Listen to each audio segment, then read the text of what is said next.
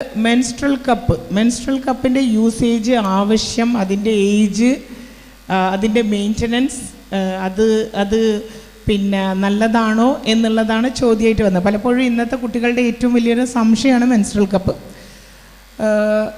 നമ്മൾ menstrual cup use ചെയ്യുന്നതിന് മുൻപ് പല കാലഘട്ടത്തിലും പല സംഗതികളും നമ്മൾ ഉപയോഗിച്ചിട്ടുണ്ട് മെൻസ്ട്രേഷന് ഭാഗമായിട്ട്. പണ്ട് കാലങ്ങളിൽ ക്ലോത്തുകളായിരുന്നു യൂസ് ചെയ്തിരുന്നത്. അത് കഴിഞ്ഞ് വന്ന കാലങ്ങളിൽ സാനിറ്ററി പാഡുകളായി, അല്ലേ? സാനിറ്ററി പാഡുകളായി. ഇപ്പോൾ ഉള്ള സാഹചര്യമാണ് മെൻസ്ട്രൽ കപ്പുകളുടെ യൂസേജ് എന്ന് പറയുന്നത്. ഇതിൽ ഓരോന്നിനും മെറിറ്റ്സും ഡീമെറിറ്റ്സും ഉണ്ട്. ക്ലോത്തുകളുടെ പ്രശ്നം എന്താ? ക്ലോത്തുകൾ കുറേ സമയം വെച്ച് കഴിഞ്ഞാൽ അത് ചിലപ്പോൾ ലോയിൻ ഇൻഫെക്ഷൻ, കാൽ ഇടുക്കുകളിൽ ചെറിയ രീതിയിൽ ഇൻഫെക്ഷൻസും ചൊറിച്ചിലും ഒക്കെ വരാൻ സാധ്യതയുണ്ട്. പിന്നെ നമുക്ക് അത് ഡിസ്പോസ് ചെയ്യാനും മാറ്റാനും ഒക്കെ പണ്ടുള്ള സ്ത്രീകൾ എന്ന് പറഞ്ഞാൽ അവർ വീടിൻ്റെ അകത്തായിരുന്നു. പക്ഷേ ഇന്ന് എന്ന് പറഞ്ഞു കഴിഞ്ഞാൽ സ്ത്രീകളൊക്കെ ജോലിക്ക് പോകുന്നു, പെൺകുട്ടികളാണെങ്കിൽ പഠിക്കാൻ പോകുന്നു, അവർ കോളേജിലായിരിക്കും, സ്കൂളിലായിരിക്കും. അപ്പോൾ ഇത് മാറ്റലും കഴുകലും ഉണക്കലും ഒരുക്കലും ഒക്കെ ബുദ്ധിമുട്ടായിരിക്കും. അതുകൊണ്ടാണ് സാനിറ്ററി പാഡുകളുടെ ഒരു സമയം വന്നത്. സാനിറ്ററി പാഡുകൾ കുറച്ചും കൂടി എളുപ്പമാണ് യൂസ് ചെയ്യാൻ, അല്ലേ? പക്ഷെ കുറച്ചും കൂടി ഹെൽത്ത് വൈസ് പ്രശ്നങ്ങൾ ഉണ്ടാക്കുന്ന സാധനമാണ് ഏത്? സാനിറ്ററി പാഡുകൾ. എന്താണ് പ്രശ്നം? അത് സമയം കൂടുതൽ, അതായത് മാക്സിമം 5 hours ആണ് പറയുന്നത്.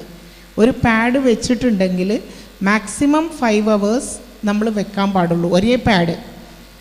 5 മണിക്കൂറിലധികം വെച്ച് കഴിഞ്ഞാൽ അത് കുറച്ചും കൂടെ സീരിയസ് ഹെൽത്ത് ഇഷ്യൂസാണ് ഉണ്ടാക്കുന്നത്. കാരണം പാഡുകൾ നിങ്ങൾക്കറിയാം വൈറ്റ് കളറായിരിക്കും, അതിലൊരുപാട് കെമിക്കൽസ് ആഡ് ചെയ്യുന്നുണ്ട്, കെമിക്കൽ കോമ്പനൻറ്റ്സ് ആഡ് ചെയ്യുന്നുണ്ട്. അപ്പോൾ സ്വാഭാവികമായിട്ട് അത് വജൈന എന്ന് പറയുന്ന ഏറ്റവും ഡെലിക്കേറ്റ് ആയിട്ടുള്ള ഒരു അവയവമാണ് വജൈന. അതുമായിട്ട് ചിലപ്പം റിയാക്ഷൻസ് വരാം.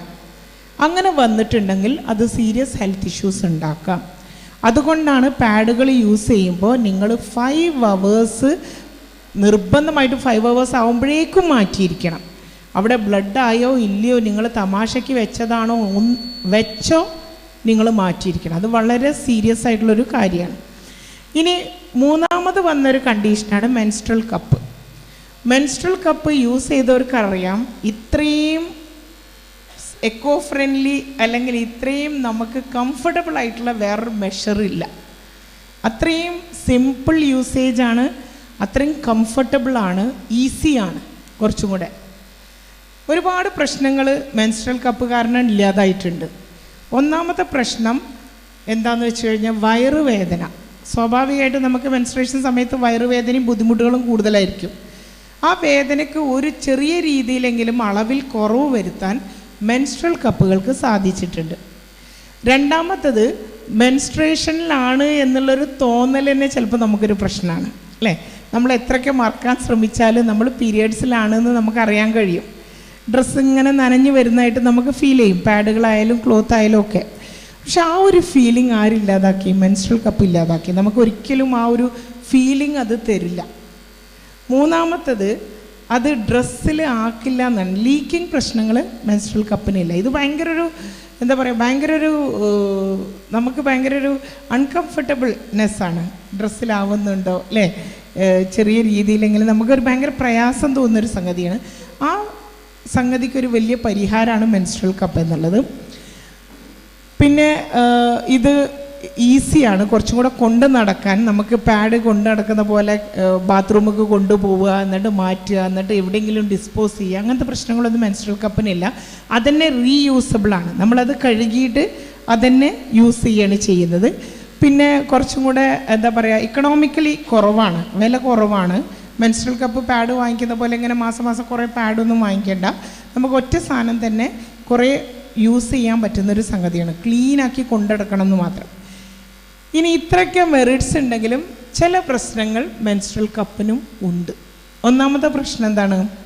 ബാക്കിയുള്ള പാഡും ക്ലോത്തൊന്നും യൂസ് ചെയ്യുന്ന പോലെ പുറത്തല്ല നമ്മൾ വെക്കുന്നു എന്നുള്ളതാണ്. ഇൻസൈഡ് ദ വജൈനയുടെ ഉള്ളിലേക്കാണ് നമ്മൾ മെൻസ്ട്രൽ കപ്പ് വെക്കുന്നത്, പുറത്തല്ല. അപ്പം ഒന്നാമത് അത് യൂസ് ചെയ്യാൻ ശരിക്ക് അറിയണം എന്നുള്ളതാണ്. അപ്പം നമ്മുടെ ഓരോരുത്തരുടെ സൈസിനനുസരിച്ച് അത് വ്യത്യാസം ഉണ്ടാവും. പിന്നെ മാത്രമല്ല പ്രസവശേഷം ഉപയോഗിക്കുന്ന ആൾ അല്ലെങ്കിൽ കല്യാണം കഴിഞ്ഞൊരു സ്ത്രീ but before delivery, before pregnancy ഉള്ള ഒരാൾക്ക് ഒരു സൈസ്, അതുപോലെ തന്നെ കല്യാണം കഴിയാത്ത കുട്ടിക്ക് ഒരു സൈസ്, അങ്ങനെ പറഞ്ഞിട്ട് ഒരുപാട് സൈസുകളിലാണ് ഇത് അവൈലബിൾ ആയിട്ടുള്ളത്.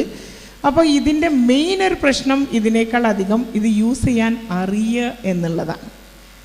അത് കല്യാണം കഴിഞ്ഞൊരു കുട്ടിയുടെയും കല്യാണം കഴിയാത്തൊരു കുട്ടിയുടെയും അല്ലെങ്കിൽ ലേബർ കഴിഞ്ഞൊരു കുട്ടിയുടെയും ഒക്കെ വ്യത്യാസം ഉണ്ടാവും, സൈസ് ഓഫ് ദ വെജൈന വ്യത്യാസം ഉണ്ടാവും. അപ്പോൾ അതുകൊണ്ട് തന്നെ ഇതിൻ്റെ യൂസേജ് അത്ര എളുപ്പമായിരിക്കില്ല, കൗമാര കുട്ടികൾക്ക് അത്ര എളുപ്പമായിരിക്കില്ല എന്നുള്ളത്.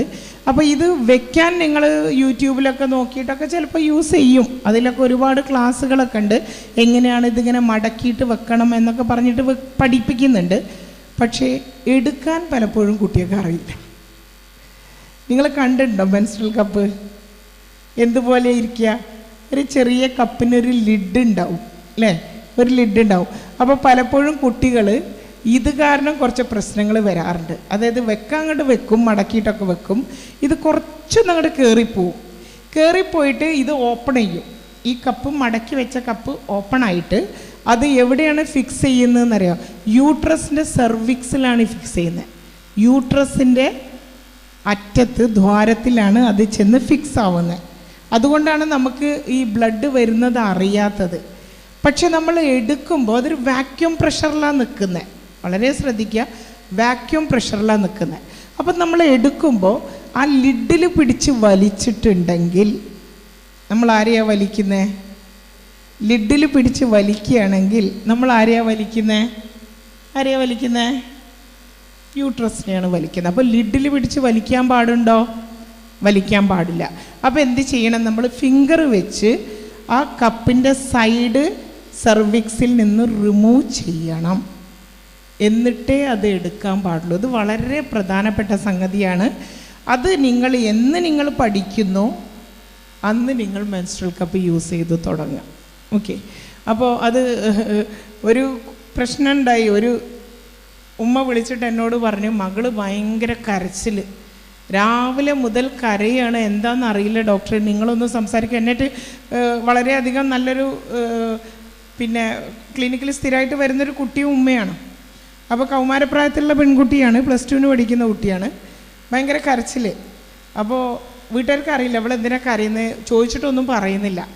അപ്പോൾ ഫോണിൽ വിളിച്ച് സംസാരിച്ചു. അപ്പോൾ അവളോട് ചോദിച്ചപ്പോൾ എന്താ സംഭവം എന്നറിയോ?